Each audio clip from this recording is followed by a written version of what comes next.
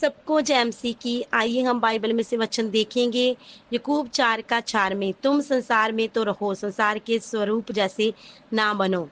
हमारा समर्पण कहाँ है, ये हमें पता चलता है कि हमारी इच्छा से आज हमने देखना है हमारी इच्छा क्या है। अमीर बनना, धन दौलत इकट्ठा करना, या अपने नाम कमाना, या मशहूर होना, या फिर आपकी जिंदगी में सबसे बड़ी इच्छा है कि परमेश्वर को जानना।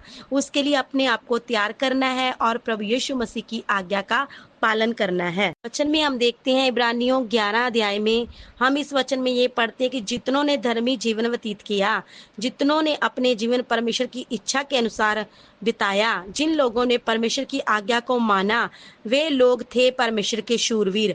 हम सोच सकते हैं ये तो परमेश्वर के बड़े बड़े दास संत लोग थे, हम तो उनके जैसे कभी भी नहीं बन सकते। ये लोग हमारी तरह थे। इब्राहिम ने झूठ बोला अपनी जान बचाने के लिए। अगर मैं सच्चाई बोलूंगा सारा मुझसे छीन ही जाएगी। और उसने सारा से कहा ये मेरी बहन है।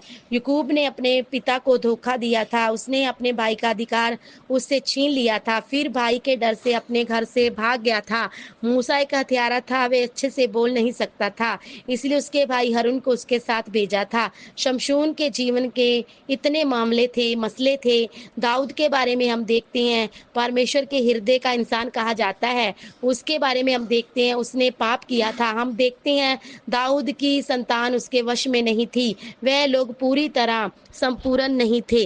उनको विश्वास था कठिन परिस्थिति में आकर अपने कार्य उनकी जिंदगी में कर सकता है। उनको विश्वास था। नूह को 120 साल हुए जहाज को बनाते बनाते। वह प्रचार करता था, लोगों को चेतावनी देता था, वह लोगों को आने वाले न्याय के बारे में, आने वाली बारिश के बारे में। इतनी मेहनत करने के बाद बारिश ना आई होती तो नूह दुनिया के लिए एक मजाक बन जाता।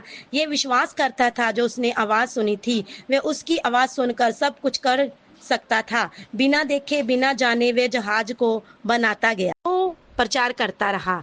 लोग आपके विश्वास को भी देखकर हंसेंगे, ये कैसे लोग हैं, किस तरह की जिंदगी गुजार रहे हैं। आपका उठना बैठना, आपका बात करने का तरीका लोगों को मजाक लगेगा, लोग आपको अजीब समझेंगे। नूह के साथ भी ऐसा हो रहा था।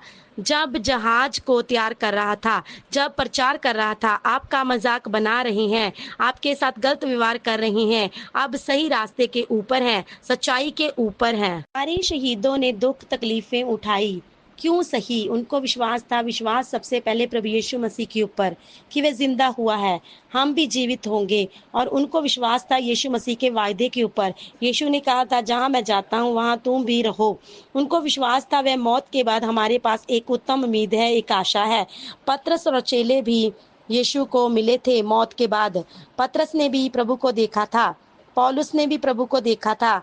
वह तैयार थे, बिना डरे बिना घबराए, मौत को सहने के लिए, प्रभु यीशु के सुसमाचार के लिए कुर्बानी देने के लिए तैयार थे। यह सच्चाई है।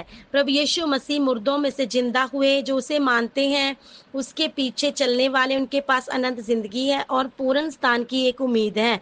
पतरस ने, बाकी चेलों ने, शहीद मसीहों ने, पौलुस ने, जो प्रभु यीशु मसीह के सुसमाचार की खातिर दुख सहे, पीड़ा सही, आज उन्हें आनंद की जिंदगी, हमेशा की जिंदगी है। आज हमें अपने आप को परमेश्वर की इच्छा के अधीन कर दें, अपनी जिंदगी यीशु का सुसमाचार फैलाने के लिए, उन लोगों तक पहुंचाने के लिए गुजारना शुरू कर दें। हम परमेश्वर की बड़ी महिमा को देखेंगे, असंभव को संभव होते देखेंगे। आज ज्यादातर लोग आराम की जिंदगी तरफ भाग रहे हैं। हम अपने आप को सेव रखना चाहते हैं, यीशु हो या ना हो, लेकिन आप परमेश्वर से प्यार करते हैं। हम अपने इस तरह जिंदगी नहीं जी सकते, नहीं गुजार सकते। हम शांत होकर नहीं बैठ सकते।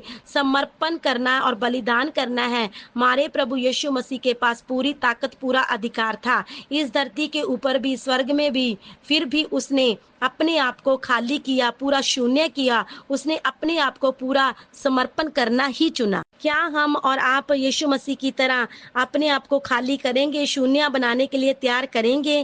क्या आप प्रभु यीशु मसीह की तरह दास बनने के लिए तैयार करेंगे? अगर यीशु मसीह के पीछे चलते समय उसके सुसमाचार को, उसकी अंजील को लोगों तक पहुंचाते हुए आपको मौत का सामना करना पड़ जाए, तो क्या आप तैयार हैं? परमेश्वर आपकी मदद करे, पवित्र आत्मा तैयार करे और यीशु मसीह आपको सामर्थ दे।